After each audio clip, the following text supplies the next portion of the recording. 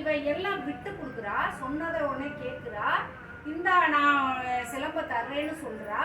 அப்ப இப்படி கூப்பிட்ட உடனே புறத்து வந்துட்டா, எதுவுமே சொல்லல. அப்படிங்கும் போது தன்னறியாம அவன் குறுகி அவளுக்கு முன்னாடி. அப்ப அவ்வாறு விட்டு கொடுக்கும் பொழுது நம்ம யாரிடம் பகைத்தோமோ அவர்கள் சிந்திக்க இடம் தருகிறோம் என்பதை அங்க உணர முடியும். எப்படி? இருமுது குறவர் ஏவலும் பிழைத்தேன், சிறுமுக குறைவிற்கு சிறுமையும் செய்தேன் சொல்லுகிறான். ஒத்துக்கிட்டு வலுவெனும் பாரே மாநகர் மருங்கீண்டு எழுகன எழுந்தாய் என் செய்தன.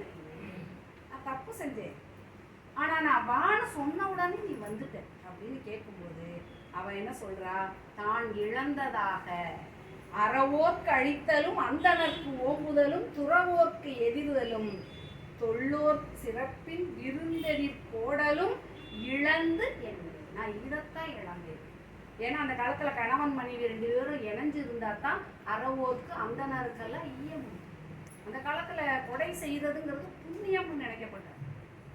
எல்லாம் தான் ஒருத்தர் சமையல் செஞ்சுட்டே வெளியில வந்து பார்ப்பாங்களா யாராவது இருக்காங்களான்னு.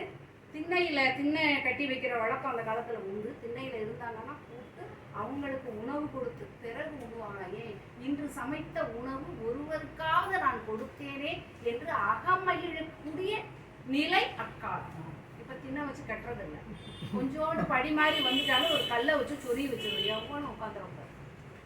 அடுத்து நம்ம என்னது சோறை போடுவோமா? இது கூட கொஞ்சம் தான் இருக்கு, போடலாம். அவன் வாட்டுக்கு கண்ணை போன் வச்சு உள்ள வந்து என்னத்தையாவது எடுத்துக்கிட்டா என்ன பண்றது? காலம் மாறிடுச்சு. இவங்க நினைக்கிறதையும் தப்புன்னு சொல்ல முடியாது. அக்கால நிலை அப்படி இருந்தது. அப்ப கோவலனிடம் கண்ட குறை ஒன்றுதான். நான் கண்ட குறை ஒண்ணுதான், போற்றா ஒழுக்கம். போகக்கூடாத இடத்துக்கு நல்லவர் தான்.